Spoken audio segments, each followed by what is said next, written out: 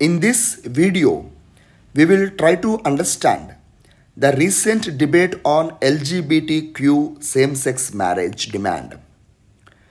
We will try to understand the historical aspects of this topic, the current discrimination against the community, global scenario on this issue, further Supreme Court observations, then we will try to conclude with the way forward. RSS chief Mohan Bhagavat spoke on LGBT rights, saying Indian civilization has traditionally acknowledged the community. In an interview to RSS affiliated magazine Panchajanya, he spoke about a story in Bhagavatam that King Jarasandh had two generals, Hamsa and Dimbaka. They had some sort of relation, said by Mohan Bhagavat. It was supported by Professor Jawaharlal, who works in National Sanskrit College. He stated the words Sati Premi have been used to describe the relation between Hamsa and Dimbaka. Further, a 3rd century book or a 3rd century historical concept explained in Kama Sutra. In the book of Kama Sutra, Vatsayan wrote, people at that time had same sexual relations. There was an entire chapter dedicated to this particular aspect. And they used to practice parigraha, where two people of same gender cohabited for life. In medieval century, we have Sufi saint Samad Kashani, who fell in love with Abhay Chad. Unfortunately, both were executed by Aurangzeb after revealing this relation. I would like to tell there is a book in India written by Salim Kidwai and Ruth Vanita, Same-Sex Love in India. Others argued that ancient Indian text, inscriptions, paintings on temple walls clearly highlighted homosexuality is not an alien concept to India or modern concept to India. I would like to tell you that when we were colonized by Europeans, that is British, they started to impose the Victorian notion of customary laws on India. Hence, they brought Section 377 IPC to regulate the unnatural offences in India. Now, we will try to understand what are the current discriminations faced by community. They were unable to access adoption rights. Even the recent Surrogacy Act excluded the community to access to surrogacy. They face discrimination in terms of getting the jobs. Even after getting the employment, they are discriminated in public offices and private offices. Their marriage was unrecognized. The Telangana's first gay marriage, Supriyo Mukherjee, he went to Supreme Court and applied that their marriage should get recognition under Special Marriage Act 1955. I would like to tell you that United Nations Human Rights Commission in one of its reports stated these people are denied for basic rights, for example, banking rights, insurance, healthcare. Feminist scholar V. Geeta, in her findings, wrote that this community is facing a lot of harassment, and as they are discriminated in several aspects, they even fell into the poverty. Now, these were the observations given by various scholars in India. Now we will try to understand the the global scenario on this aspect. We have Article 16 of Human Rights Declaration, which stated that people whoever residing in any country, they had a right to marry and right to found a family. This resolution highlighted that one should respect the LGBT community, and whatever human rights existed for the others, they must apply to this community. Then the European Council for Human Rights, in one of its observation, stated that LGBT community should have equal rights. In a case, Dudgeon versus UK in 1981, the European Court of Human Rights struck down offence of buggery in Northern Ireland, which is a violation of European Convention on Human Rights. South Africa also joined with the other countries along with USA in recognizing LGBT community rights, even the marriage and basic rights. As of now, 32 countries around the world have legalized same-sex marriages and offering them basic rights. To begin with, Netherlands is the first country which announced the legalization of same-sexual marriages in 2001. In this aspect, we will try to understand Indian context.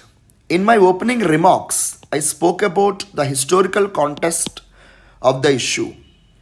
Now I would like to bring you the Supreme Court observations on this issue.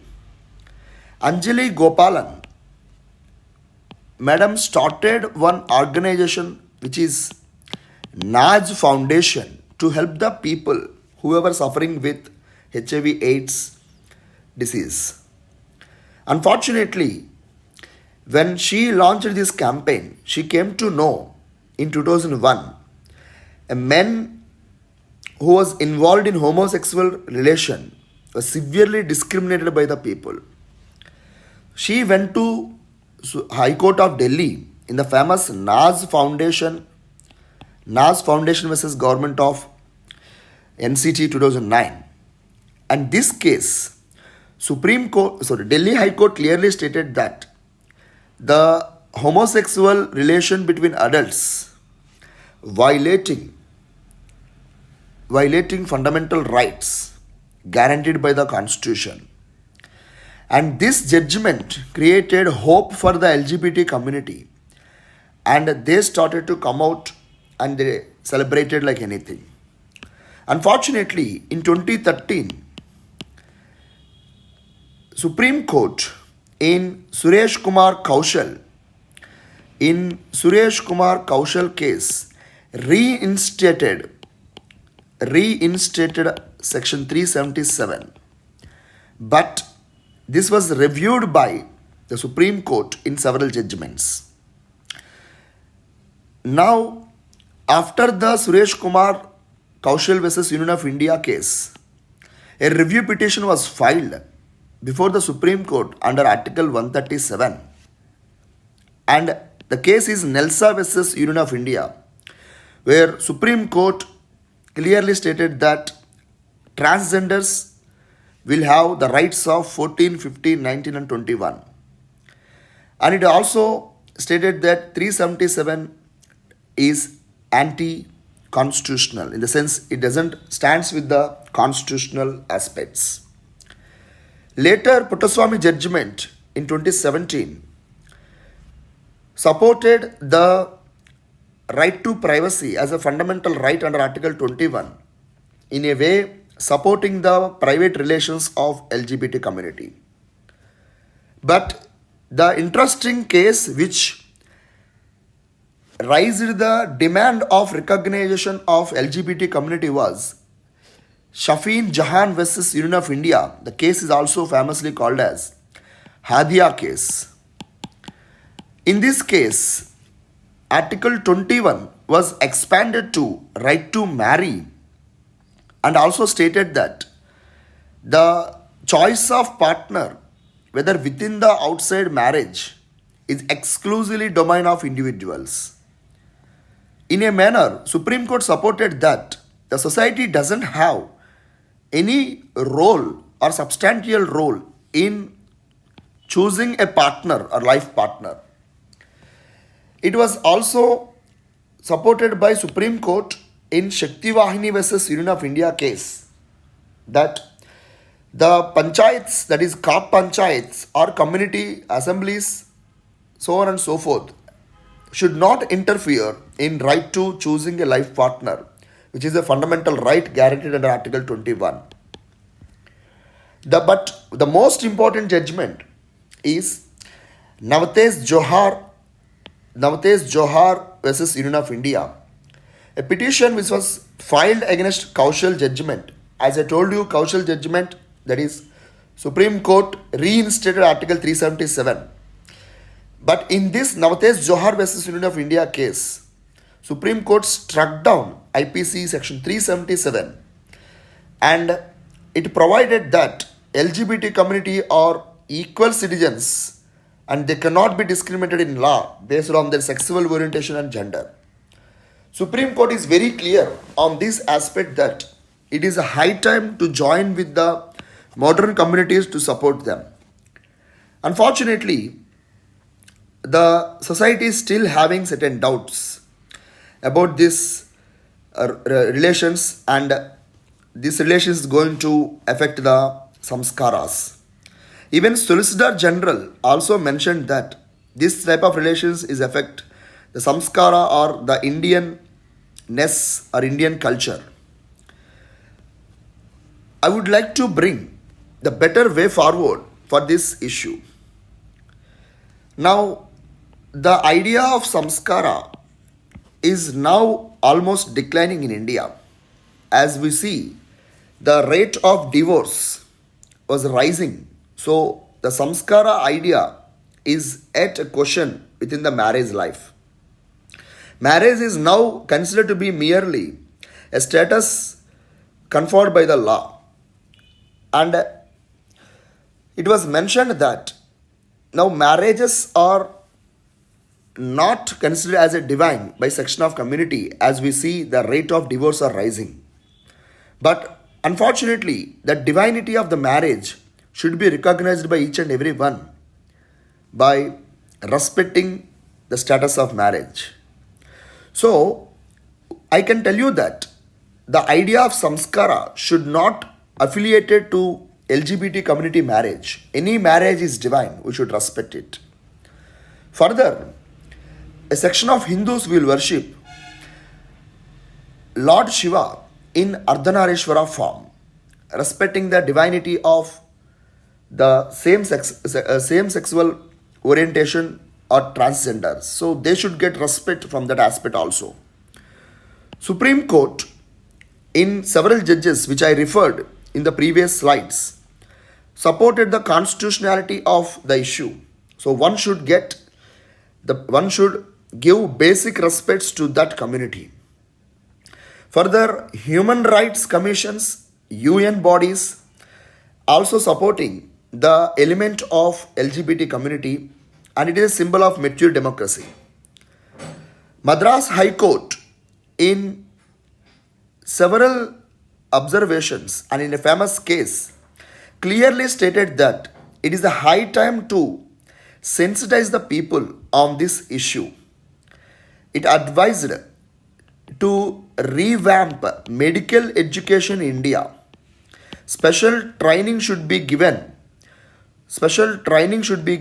for the people in public institutes, particularly the people of working in police offices. We should appreciate here Tamil Nadu government, which modified the code of conduct of police with respect to dealing with the code of conduct of police in dealing with this community aspects. It also advised that curriculum of MBBS should be revamped to understand this people issue in a better manner. They also said that the sensitization should also happen in schools, colleges, and universities to support this community. Government should give a status of recognition, as Supreme Court, one of the Supreme Court judge observed that Parliament should take the debate and discussion about this issue to have a better idea from the different communities of the India. Then United Nations Human Rights Commission stated fourfold strategy: protecting the community, preventing the harassment or bullying, prohibiting discrimination, and safeguarding the communities. I would like to end the discussion with a quotation given by former UN Secretary General Ban Ki-moon that that is, the LGBT community people are entitled to get same rights as elsewhere. They too are born free, equal. So let us stand with them, support them, but regulation of conversion therapies should be the core of the core of the ruling, the core of the law in the society. As stated by Madras High Court, that India should not allow conversion therapies, but it is a time to recognize them as people with basic human rights. Thank you and Jai Hind.